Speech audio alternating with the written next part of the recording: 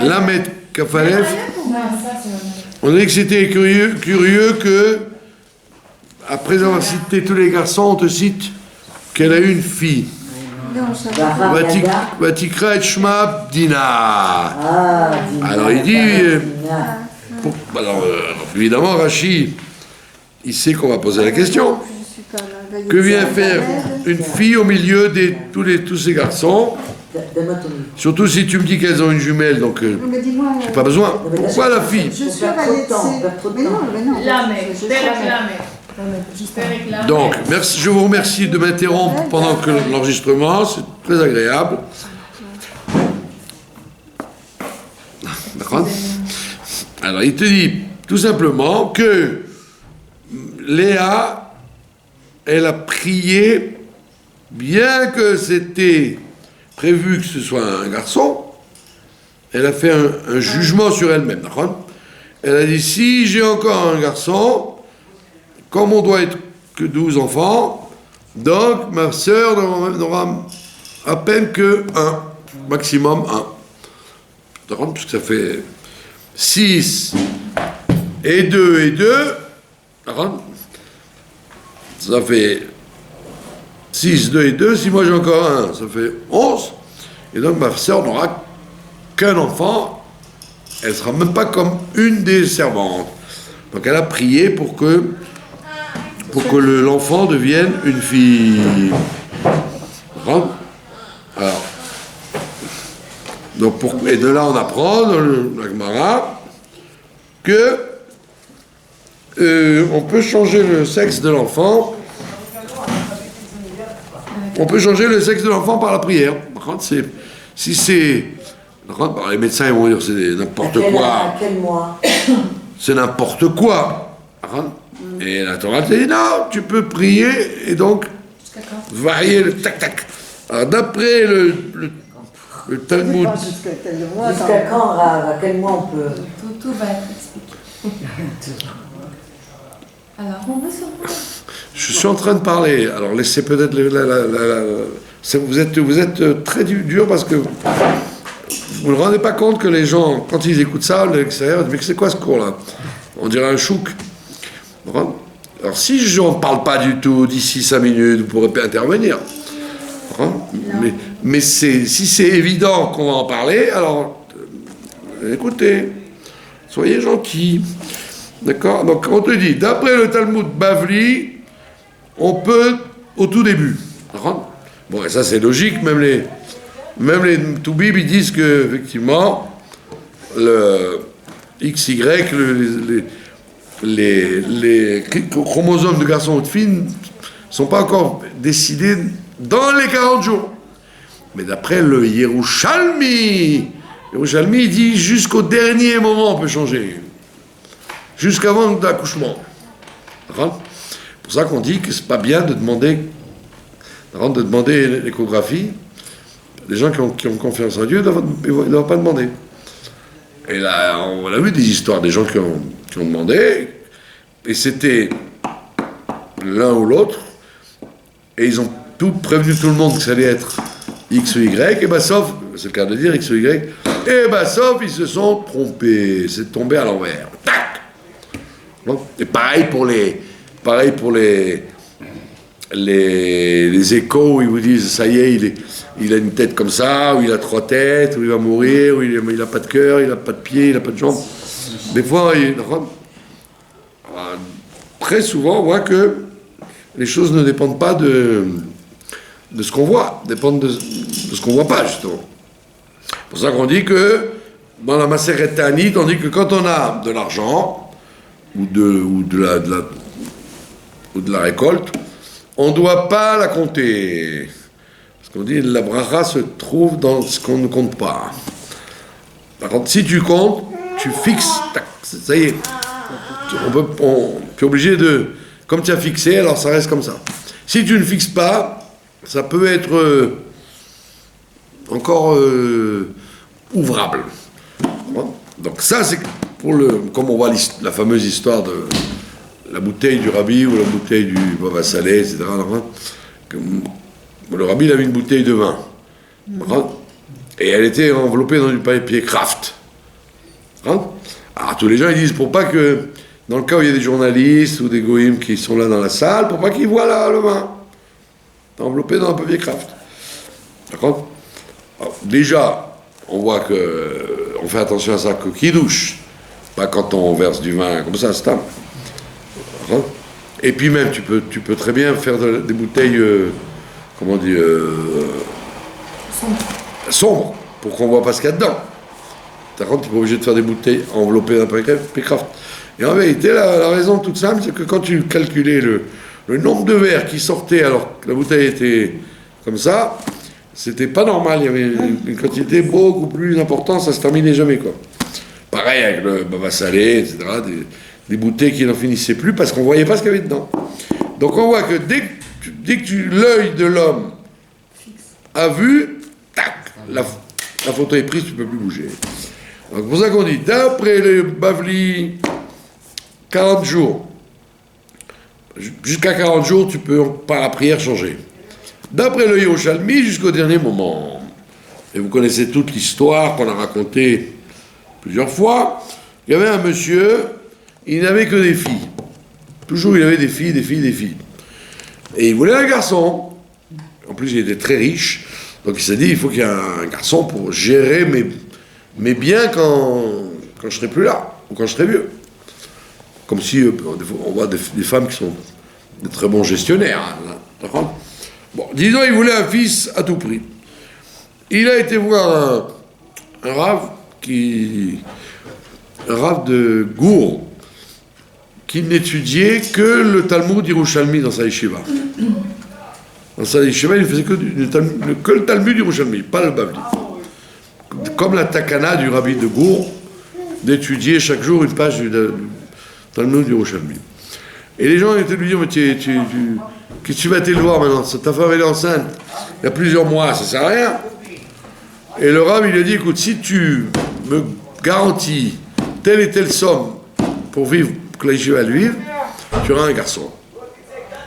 Alors les gens disent, mais monsieur, vous rigolez, mais elle est comme ça, la maman, ça y est, il va accoucher bientôt.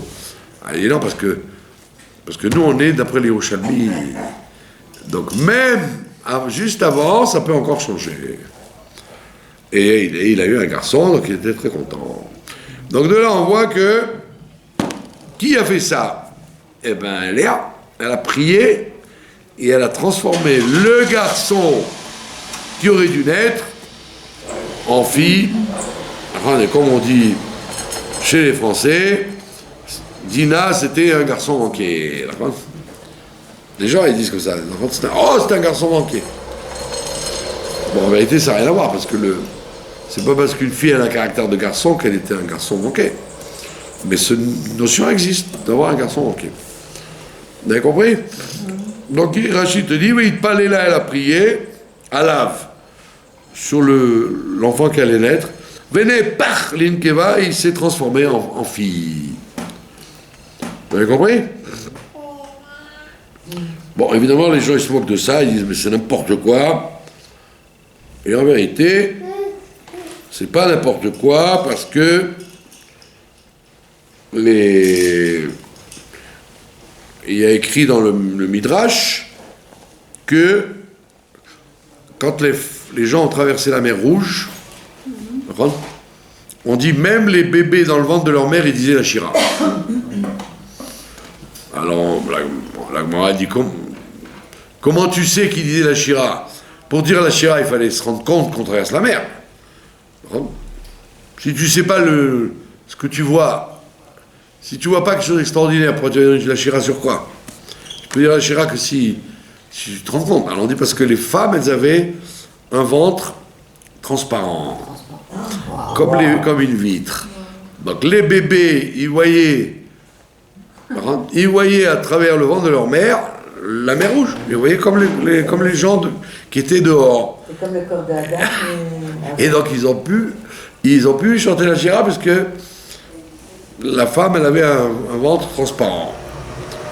Alors maintenant, vous auriez dit, ben voilà, aujourd'hui, on aurait pu imaginer que les femmes soient comme ça. Qu'au moment où elles sont enceintes, Eh ben, elles ont un ventre transparent. Comme vous dites, une peau transparente. Qu'est-ce que ça gênerait, d'accord? Non, mais ça rappelle la Et on voit que non, elles n'ont pas la peau transparente. Pourquoi? Parce que si elles ont la peau transparente, qu'est-ce qui va se passer? Si on voyait si on voyait le bébé à travers le ventre, eh ben on ne pourrait plus prier pour le changer, puisqu'on verrait un garçon et une fille.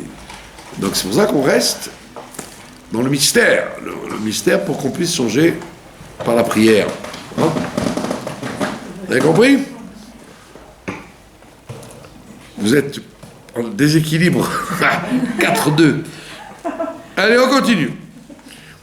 Pasuk Kavbet. Vaïskor Elohim et Rachel. C'est bon? Vaïskor Elohim et Rachel. Dieu s'est souvenu de Rachel. Vaïshma Eléa Elohim. Et donc il a entendu sa prière, puisqu'on a dit qu'elle a prié aussi. Vaïftach et Rachma.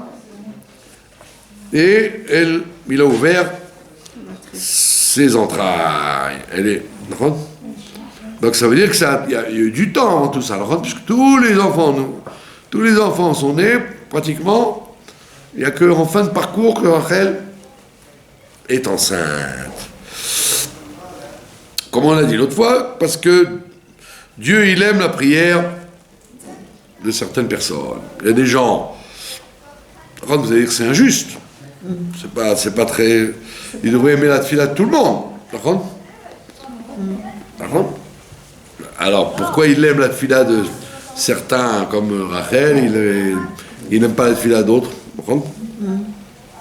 Ça dépend comment ça a été. On voit bien, hein, c'est bizarre. Pardon? Si c'est dit avec cœur, c'est bien sûr plus accepté que... Des fois c'est dit avec cœur, des fois c'est dit avec cœur et le bon Dieu il n'aime pas. Pourquoi non? C'est vrai. Hein? C'est la marche. Parce qu'il aime la tefila des gens brisés. Voilà, des gens brisés. Alors, par exemple, je vous donne un exemple très intéressant. Quelqu'un qui est en bagarre avec quelqu'un d'autre. Une personne avec une autre personne. Homme ou femme, femme, homme-femme. L'homme chané. Quelqu'un est en bisbise avec quelqu'un. D'accord? Eh bien, Dieu n'aime pas la tefila. Et pourtant, il peut faire des simagrées jusqu'à demain matin au côté et Kévé Rachel, comme ils font. Et Dieu, il fait ça. J'écoute pas. Donc, vous voyez bien que c'est pas tout le temps que Dieu aime la tefila. Pourtant, vous allez dire, mais pourtant, c'est quelqu'un qui fait attention, il prie bien et tout, et il prononce les mots comme il faut, avec les kavanot, ta. Oui, mais comme il est en bisbise avec X, Dieu n'écoute pas cette tefila. C'est pour ça qu'on a la coutume de dire avant la tefila, Aréni, Mekabel, Alay, Mizot, Tassé. Théoriquement, on devrait, avant de prier, être en bon terme avec tout le monde. Sinon, ne t'étonne pas que ta tefila n'est pas répondue. Tout le monde est en bisbise avec quelqu'un. Pardon? Tout le monde est en bisbise avec quelqu'un. Moi, avec personne. Trouvez-moi quelqu'un avec qui je suis en bisbise. Quoi? Dites-moi. Donnez-moi un nom. Non, bon, alors. Vous êtes en paix avec tout le monde, mais peut-être pas tout le monde est en paix avec vous. Ça c'est pas mon problème. Ça, je vais pas en vouloir aux gens parce qu'ils sont fâchés avec moi. Je parle que moi. D'être fâché avec quelqu'un, non. Il n'a pas de rancune. Mais ouais. Que des gens ils aient un problème, ça c'est leur problème. On va pas rentrer dans tous les... Comme mon cher Rabbeinu, même le bon Dieu, il a des gens qui sont pas d'accord avec lui. Alors, mon cher Rabbeinu, qui voulait, Abraham, tout le monde a des gens qui... On parle pas des gens vis-à-vis de vous. On parle de vous vis-à-vis des gens. Que vous n'avez pas fait un effort pour passer l'éponge. Donc ça, c'est par exemple une raison majeure. Ou alors, les gens qui disent du Hachonara, ou des gens qui font des choses qui bloquent la prière. Qui empêchent la fréquence.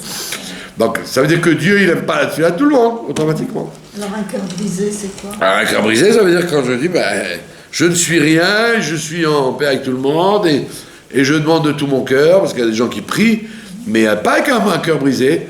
Il prie en disant Magiali, j'y ai droit. Alors on lui répondra à l'israélienne Miata Bichlal. Qui es-tu? D'accord? Donc ça veut dire, comme il a dit Abraham, David, Moshe, qui je suis moi? Même si, je lui dis, il peut demander, il a des diplômes. Il dit non, tu n'as pas de diplôme, tu n'as pas de diplôme et Dieu ne te doit rien. Allez, Yallah, qu'est-ce que tu veux maintenant? Donc c'est des preuves qui renforcent la personne et qui lui donnent... Très souvent, mais oui. Ah oui, Donc comme, c'est ce qu'on a dit la fois, Jacob, il n'a pas voulu prier pour Rachel, parce qu'elle se serait appuyée sur la tefila de Jacob. Elle a dit, Jacob, c'est un tzaddik, c'est un prophète, c'est un grand rabbi, cette fille-là, elle m'avait dit. Jacob, il a dit, non, je ne prie pas. Qui je suis? Moi, je suis à la place de Dieu. Donc elle a été obligée de prier elle-même. Donc de là, on voit que, quelquefois, si on n'a pas une chose, c'est pas parce que Dieu est méchant, mais c'est parce que Dieu, il veut ta tefila pour que tu lui demandes, sincèrement. Donc c'est un targil, c'est un effet que Dieu, il veut pour que les gens s'adressent à lui. Comme la fameuse question de la parnassa, la parnassa des chiens, des chats, des oiseaux, elle est automatique. Vous avez jamais vu un chien en dépression parce qu'il ne sait pas quoi manger. D'accord? Il va pas au lishkat sahat, je ne sais pas de quoi manger. Il a inconsciemment l'assurance que Dieu va lui donner. D'accord? Même sans chercher dans les poubelles, il va avoir. Les oiseaux pareil, les lions pareil. Alors que le Ben Adam, juif ou goy, il est persuadé que Maïe, qu'est-ce qui va se passer? D'accord? Alors pourquoi Dieu a fait ça? Pour justement forcer les gens à prier. Si tu es sûr de quelque chose, tu vas pas prier. D'accord? Comme je l'ai dit l'autre fois, un vrai serviteur de Dieu, même quand il a la cuillère, il va mettre la cuillère dans la bouche, il doit dire Yiratson, que Dieu fasse que la cuillère arrive jusqu'à ma bouche. Parce que peut-être qu'elle ne va pas y arriver. Je vais dire, mais voilà, ça y est, l'assiette est chaude, la cuillère est prête, j'ai la moutarde, le sel, la mayonnaise et la harissa. Donc ça y est, il ne peut rien se passer. Et justement, tant que tu ne l'as pas digéré, il peut se passer. D'accord? Ça veut dire que, alors vous allez dire, c'est angoissant, parce que ça veut dire que à chaque instant, je ne suis jamais sûr de moi. Bon, au contraire, c'est pas angoissant. C'est très bien, parce que tu sais que tu n'es rien et Dieu fait tout à chaque instant. C'est au contraire encourageant. C'est encourageant, tu es pris en main, pris en charge. D'accord? Donc, sauf, malgré les années qui ont passé, Rachel n'a pas désespéré, elle a prié et elle est tombée enceinte. Tahar, elle était enceinte, elle était Bérayon. Tahar, c'est la Shon Erayon. Vatelet Ben, et elle a eu un garçon. You, Mazal Tov. Qui était ce garçon? Vatomer, et elle a dit Asaf Elokim et Cherpati. Dieu, comme il dit, Unkelus Kanash. Dieu a rassemblé ma honte. Que ça veut dire Dieu a rassemblé ma honte? Ça veut dire que maintenant, chaque fois qu'il y avait un enfant qui naissait chez les autres, elle sentait une honte. Surtout que les gens lui disaient Vekarov Esler. Il y a des gens, des fois, il ne faut pas leur dire Vekarov Esler, c'est les énerve. Il y a des gens comme ça, quand ils n'arrivent pas à se marier ou ils n'arrivent pas à avoir des enfants, ils n'ont pas de maison. Ça les préoccupe. Et les gens, au lieu de ne pas en parler, ils répondaient Vekarov Esler. Ça, des fois, ne répète pas 1000 fois.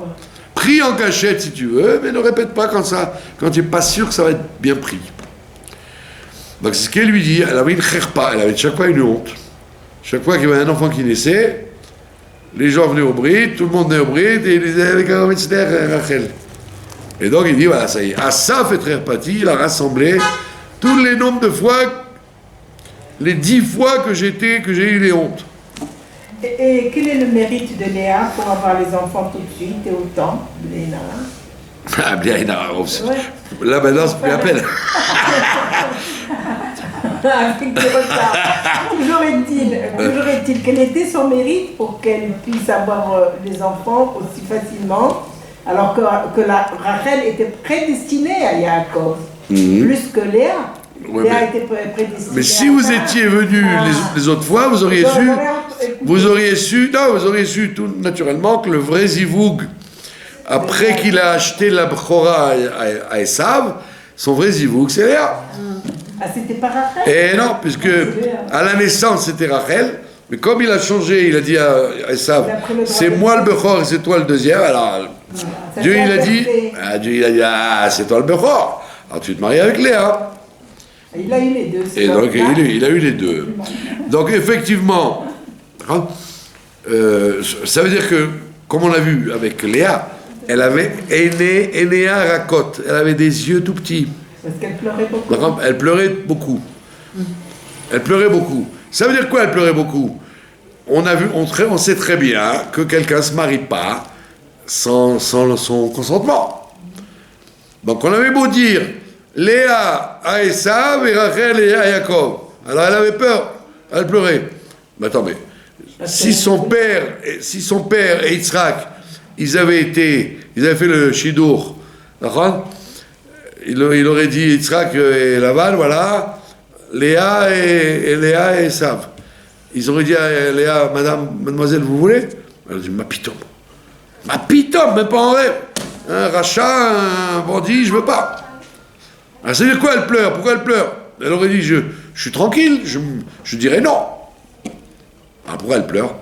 Parce qu'elle savait que c'était son tikkun, non, son tikkun, qu'elle devait passer par le tikkun de tomber sur Esav. Ça veut dire, il arrive quelquefois, que quelqu'un il se marie X avec Y, Réhouven avec Léa, d'accord? Réhouven, lui, va faire le tikkun de Léa. D'accord? Mais Léa ne va pas faire le tikkun de Réhouven. C'est-à-dire que là, il va perdre, l'autre, il va gagner. Et dans les shidduchim, ça marche comme ça, des fois. Donc, dans les mariages, des fois, c'est grave, parce que la personne, elle va dire, mais je vais divorcer. Je n'ai pas envie de rester avec cette personne-là, parce que lui, il gagne, je fais son tikkun, mais moi, je perds mon temps. Et on voit que c'est pas comme ça que ça marche. Des fois, ça ne s'appelle pas perdre son temps. Des fois, c'est comme ça que ça doit être. Comme on le voit malheureusement tous les jours, tous les divorcés, bon, Hachem, c'est une vraie réussite. On voit toujours des réussites fabuleuses. Ils perdent le Olam Haba, ils perdent le Olam Hazé. Plus l'argent qu'ils perdent, enfin, plus les enfants qui perdent, parce qu'ils sont sacrifiés entre le père et la mère. Donc c'est la meilleure invention du XXe siècle, c'est les divorces. Mais au fait, Sitonaï. Alors que si les gens ils sont un peu racham, ils disent bon, c'est vrai que j'ai l'impression de lui apporter et lui rien, eh ben il faut réfléchir. Si c'est pas. Je connais quelqu'un qui a voulu divorcer parce qu'il pensait qu'il perdait son temps. Il est tombé avec un cas, comme on dit chez nous, Hachem Ishmor. C'était encore pire que le premier. C'était encore pire que le premier. Et elle me dit, mais vous voulez que je vous dise, le premier au moins. Ah, j'ai dit, maintenant vous dites le premier au moins. Donc elle savait que elle devait tomber sur ce tikkun-là, donc elle pleurait. Et Dieu l'a aimé, et il lui a dit, t'inquiète pas, on te le refilera pas, il va se débrouiller tout seul, et ça va se débrouiller tout seul. Et donc elle a eu le srout d'être avec Yaakov, donc elle n'avait pas besoin de prier, elle, parce que c'était son zivoug normal, il fallait qu'elle ait des chevatiers, mais c'était ragil. Elle a pleuré assez avant. Hein? Elle a pleuré avant, c'est ça. Voilà, donc elle a eu un garçon, Vatikra et Shemo Yosef. Et elle a appelé, il rajoutera. Yosef. Il rajoutera. C'est quoi ce nom-là?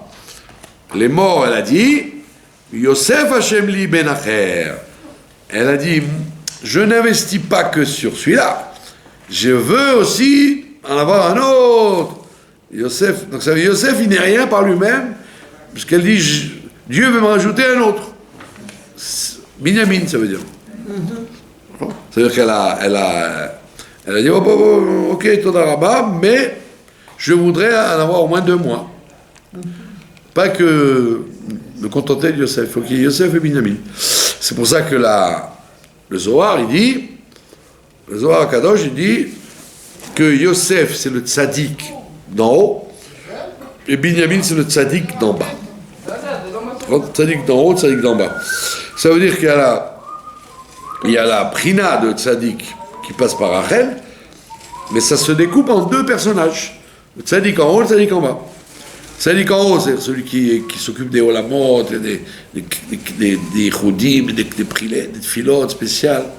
Le tzaddik d'en haut. Et le tzaddik d'en bas, c'est Binyamin, c'est nous.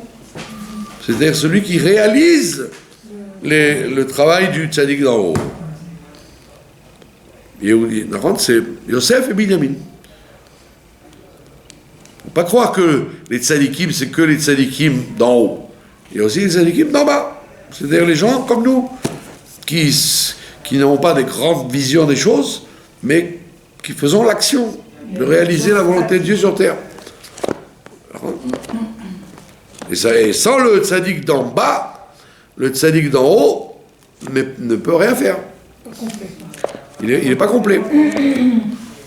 Donc c'est ce qu'elle a dit. Elle a dit, je veux Yosef Hashem li ben acher, je veux que Dieu me rajoute un autre fils qui soit le tzaddik d'en bas. D'accord? Et d'ailleurs, on voit que Yosef, il a eu 2 enfants, Ephraim et Ménaché, et que dans Ephraim et Ménaché, il y a eu, comme le dira par la suite Rashi, il y a eu des tzadikim et des rechaïm là-dedans. Vous savez pas que des tzadikim. Donc le tzaddik d'en haut, il peut donner des gens pas bien du tout. Alors que Binyamin, on dit Binyamin, jusqu'à la fin des temps, c'est tous des gens bien. Shaoul, Mordechai, c'est tous des gens bien, parce qu'ils sont tzaddik d'en bas. C'est un très haut niveau. Vous avez compris, il y a écrit que pourquoi le pauvre Shaoul il a perdu la royauté très vite, parce qu'il était trop bien. La perfection, l'a fait trop bien. Voilà, comme il voyait dans son Yichus, Binyamin est rentré dans le Gan Eden vivant. Vous vous rendez compte? Binyamin n'est pas mort. Il est rentré dans le Gan Eden vivant. Et avec des gens comme ça dans sa famille. Et Kish, et... que des gens, quand vous lisez les Midrashim sur eux, des gens qui ne vivaient pas de ce monde-là, quoi. C'était des gens très très forts, très hauts. Alors Shaoul, il a dit, quelqu'un comme moi,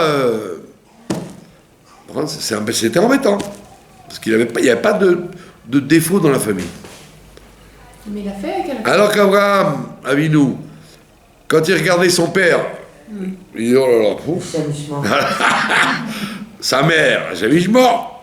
David aussi, tout est troublé là-dedans. Moab et machin, et Boaz et Ruth. Donc il était, qui suis-je? Miani. Mais quand tu as du Yichus, quand tu as des diplômes, alors tu as tendance à avoir le néo. D'accord? Et dans la Chassidoute, on dit le Yichus, c'est comme un chèque. Ça s'écrit comment ce mot, Yichus? Hein? Ça s'écrit comment? Le Yichus, Yud, Chetz, Vav, Samer. Ça veut dire la généalogie, le pédigré, qu'on dirait sur un cheval. Le Yichus, ça veut dire, dans la Chassidoute, on dit c'est comme un chèque. Hein? C'est 0, 0, 0, 0, ça dépend de ce que tu mets devant. Si tu mets un chiffre devant, alors ça vaut. Si tu mets rien devant, ben c'est 0, 0, 0, 0. C'est-à-dire que le yichus, quand tu dis, moi je descends, tu descends, mais est-ce que tu lui ressembles? Est-ce que ton ancêtre, il est fier de toi? Je vous ai raconté, il y avait un monsieur, il était au centre des tefilines, et il disait, je descends du Baal Shem Tov. Alors il dit, vous avez les tefilines? Ah non, je ne mets pas les tefilines, moi. Mais je descends du Baal Shem Tov. Alors il a dit, attends, le Baal Shem Tov, il serait content que je ne mette pas les tefilines. Je ne veux pas le savoir, je descends du Baal Shem Tov. Donc c'est dommage, parce que tu fais honte à ton ancêtre. Alors que si tu es quelqu'un de pachout, tu dis mes parents c'était pachout, mes grands-parents pachout, tout le monde est simple. Mais j'essaie de faire le mieux. Ah, alors très bien. Ça vous rappelle l'histoire du boucher, du boucher, il n'a pas il n'a pas de certificat de la rabbanout, il n'a rien. Alors quelqu'un il rentre, il dit je voudrais acheter de la viande, mais je vois, je ne vous connais pas monsieur, je ne sais pas qui vous êtes, vous n'avez pas de certificat, ni rabbanout, ni badass, ni... Il dit écoutez, vous n'avez pas vu les photos derrière? Il dit c'est quoi les photos? Ça c'est mon grand-père, il était grand rabbin à tel endroit, et ça c'est mon oncle, il était Dayan à tel endroit, et ça c'est... il voit les photos, il dit c'est magnifique. Il dit alors, vous voyez? Oui, il dit, je préférais que votre grand-père soit au comptoir et qu'il y ait votre photo sur le mur.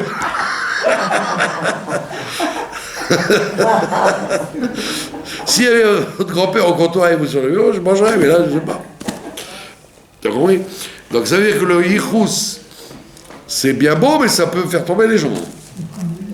Donc, Bekissou, on revient à notre Rachel, elle a dit, je veux tzadik d'en haut, tzadik d'en bas, je veux un Yosef et après un Binyamin.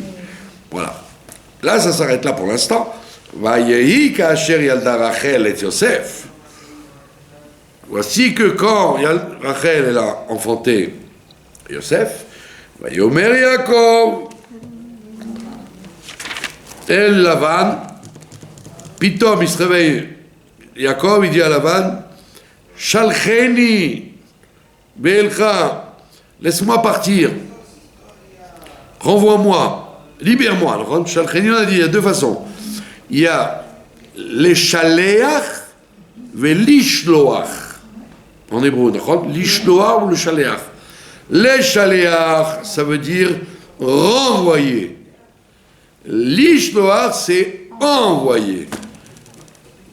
La différence entre renvoyer quelqu'un et envoyer quelqu'un. Alors il lui a dit, Shalcheni, renvoie-moi. C'est-à-dire, laisse-moi partir, va. Lâche-moi. Ve'elchai, je pourrais m'en aller. Elle m'est commis vers mon endroit, ou les arti et vers ma terre. Il y a l'endroit et la terre. Il y a deux choses. Tu peux avoir ton endroit quelque part et ta terre dans un autre endroit. Et tu peux avoir ta terre dans un autre endroit et ton endroit. Prenez un Israélien. Il y a des Israéliens qui sont très Israéliens, ils se sentent bien là où ils habitent. Mais il y a d'autres Israéliens, ils disent ah, je me rappelle à Paris. Ah, c'était sympa. Ah, c'était bien. Oui, mais non, maintenant j'habite à Tel Aviv. Ah, oui, mais je regrette Paris. Donc, il habite ici, c'est Artsy, c'est ma terre. Ah, mais c'est pas mes commis, mais c'est pas mon endroit. Tout le temps, il est en train de dire ah. Il y a quelqu'un ce matin, il a amené du jasmin. C'est la période du jasmin. Comme on va le voir. Déjà, on l'a vu ça. Les jasmins, c'était pendant la période de Shavuot. Alors, il amène du jasmin. Il me fait ah, santé, santé. Bon. Mais ah, ça me rappelle la Tunisie.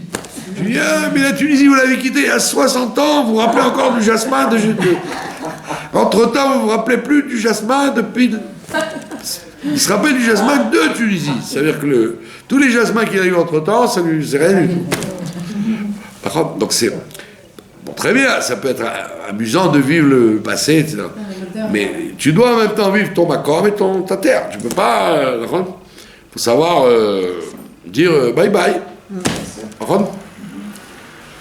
Donc il lui dit, moi, j'ai beau avoir vécu chez toi 14 ans déjà, j'ai ni oublié ni mon makom, ni ma terre. C'est-à-dire, je ne suis pas du tout lié avec toi, Lavan. Lui, il s'est dit, avec le temps, il va rester.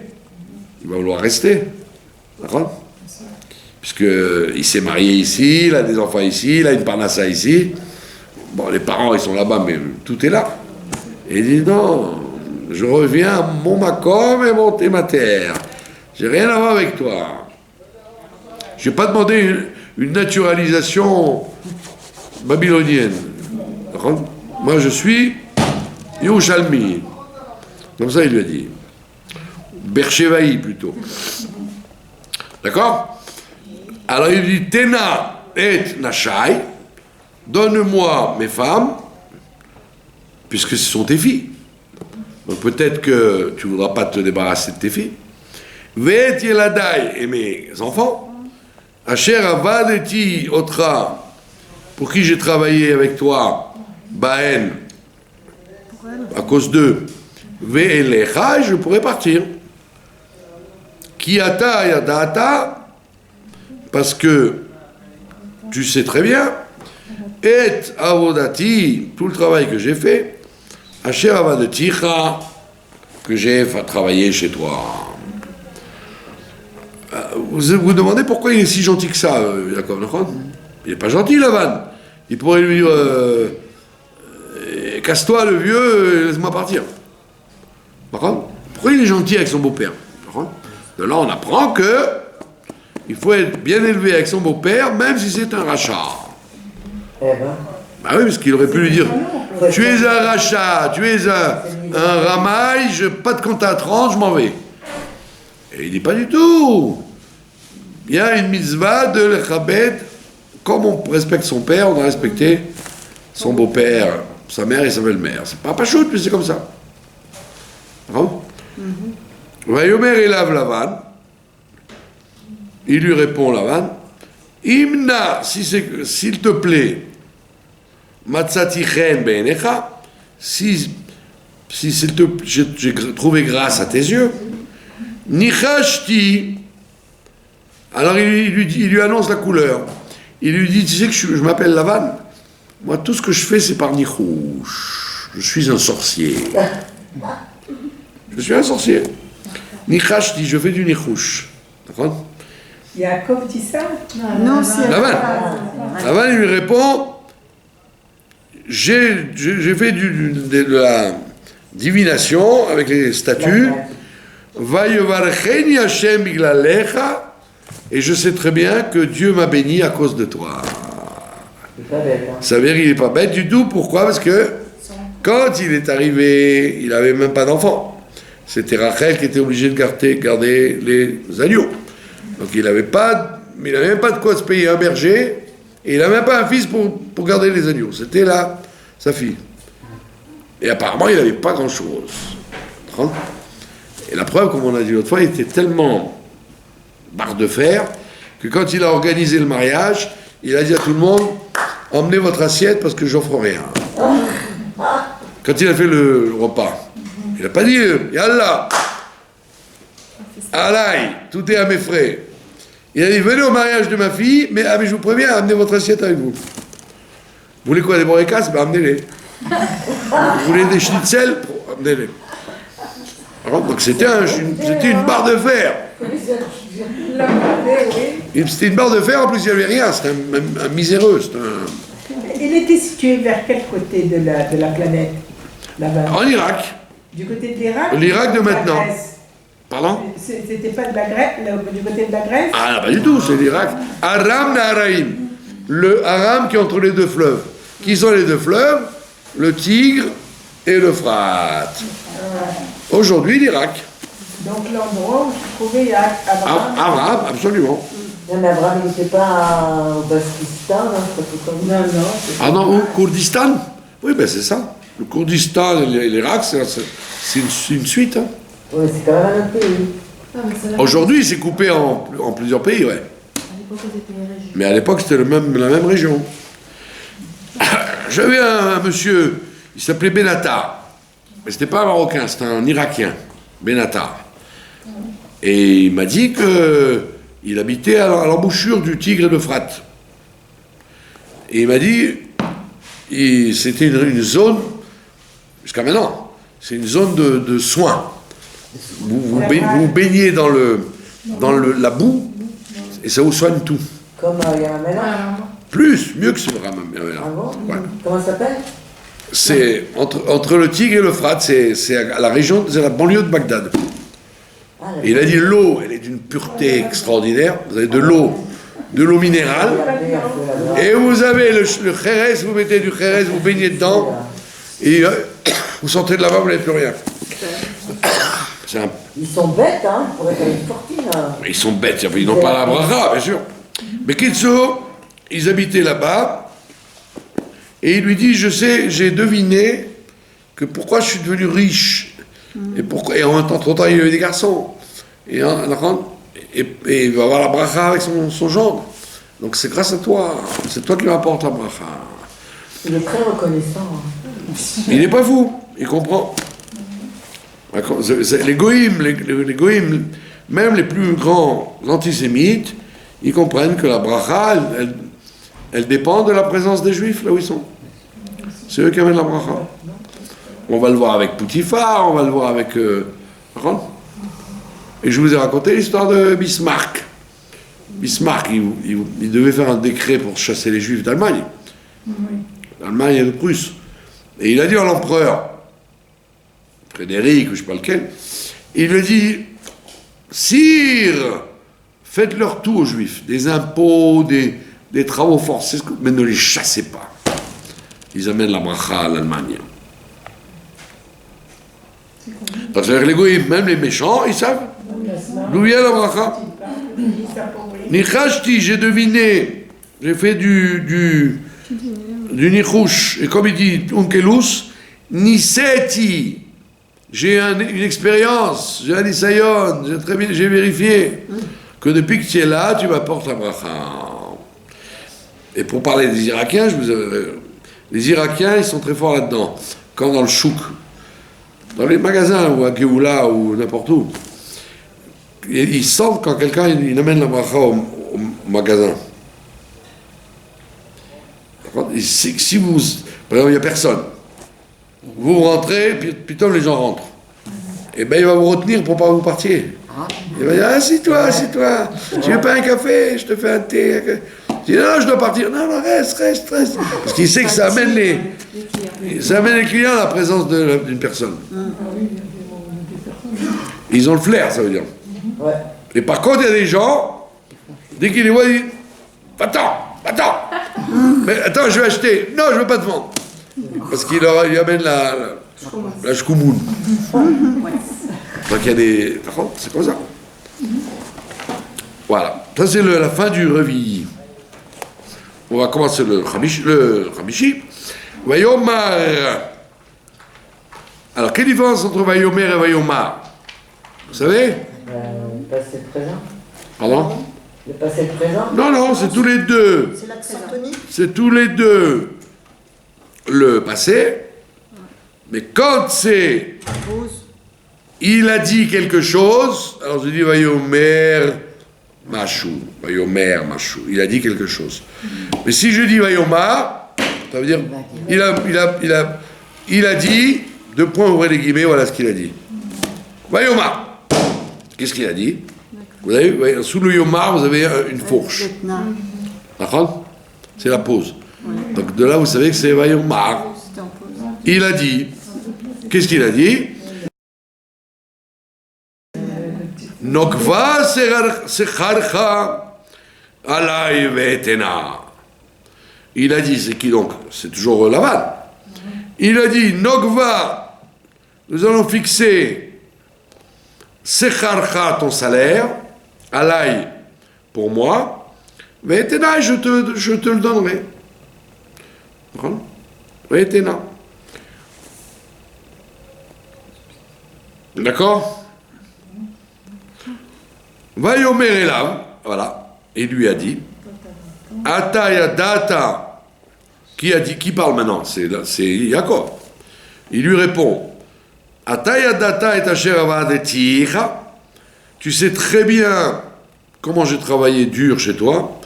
Ve asher aya miknecha iti, et ce qu'était ton bétail avec moi.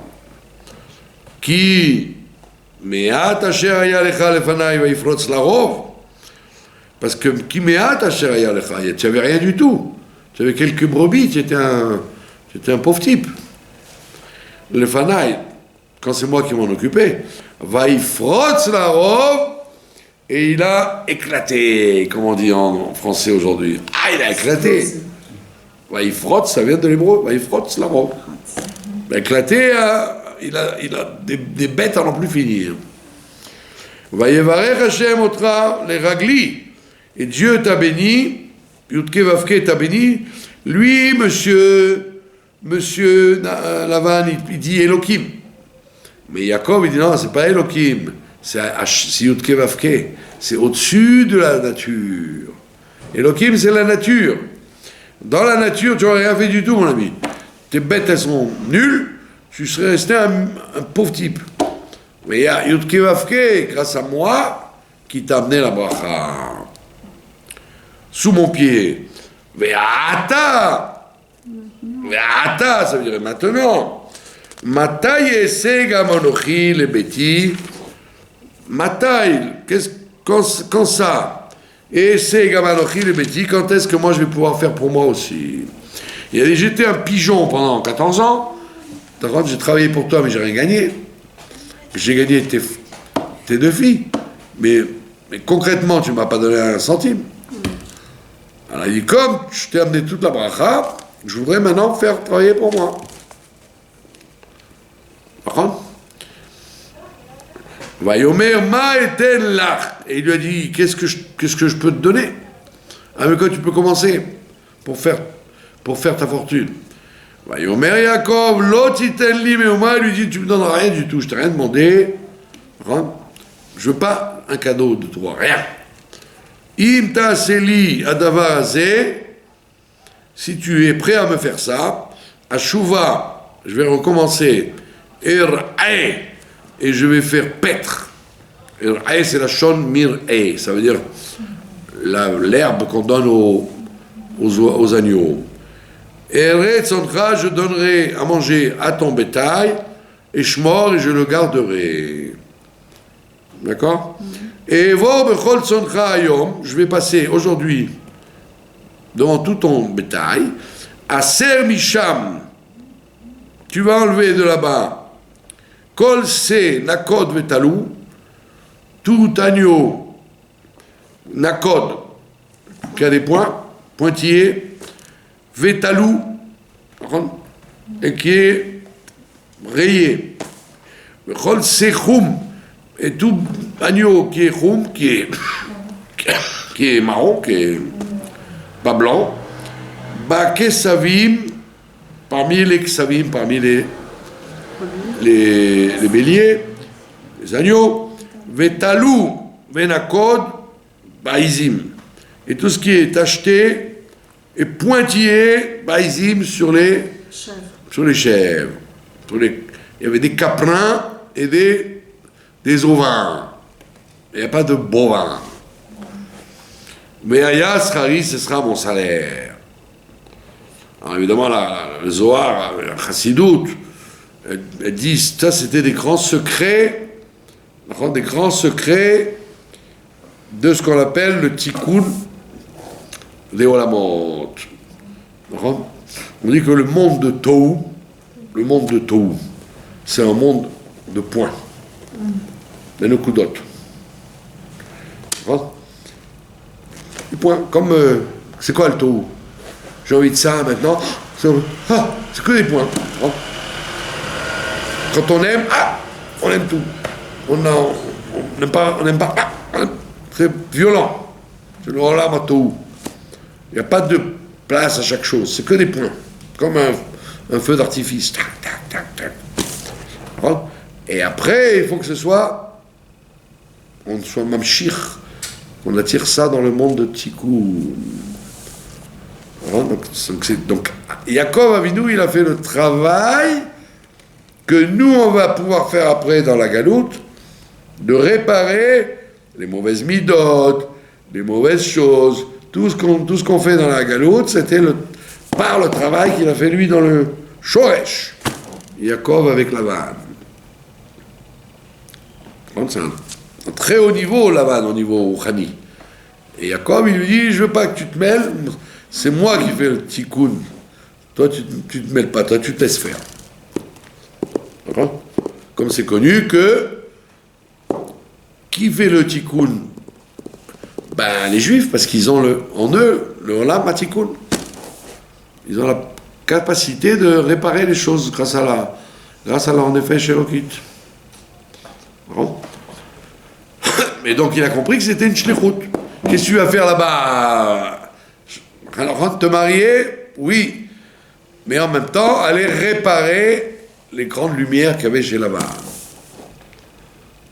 Et c'est très possible, si vous interrogez M. Lavan, il va dire, oh, je ne sais pas de quoi tu parles.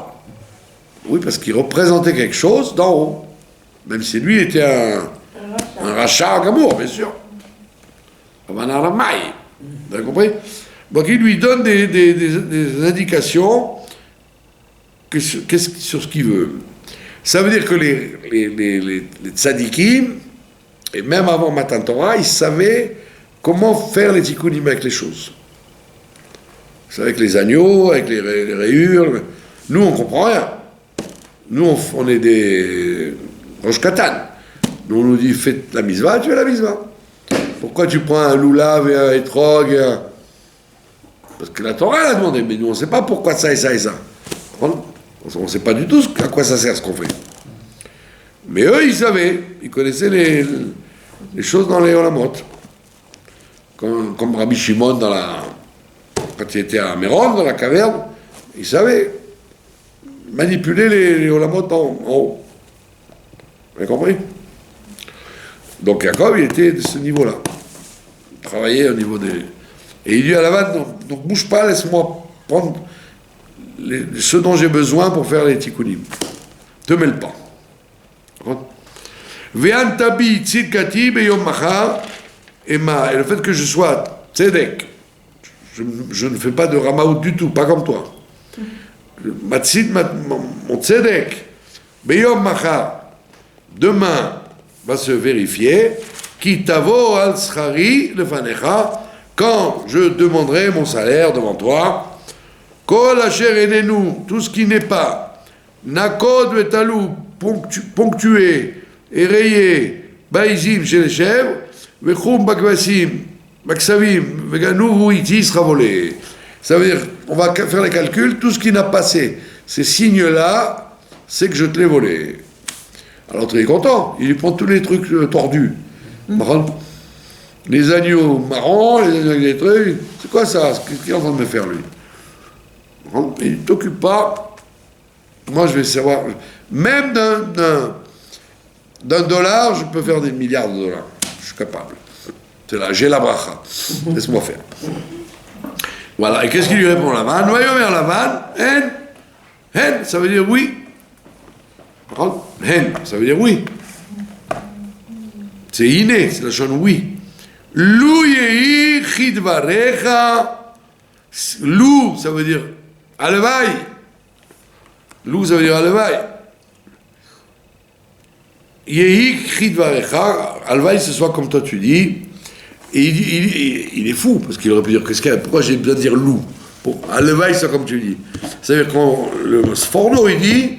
Il a changé d'avis 100 fois. Tous les jours, il changeait d'avis. Il dit, c'est quoi, je veux pas les tayashi, je veux pas les rayer, je veux pas les kroum, je veux pas les... Jacob, il devenait fou avec lui.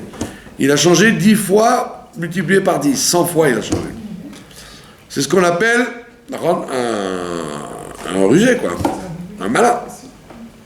Comme quand les gens vous disent, vous faites venir un peintre chez vous, vous dites, combien ça coûte?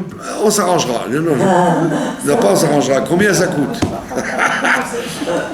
Alors, dites jamais on s'arrangera. Dites je veux savoir combien ça coûte et écrire. Voilà. Pas de... Je vous remercie de votre attention. Merci.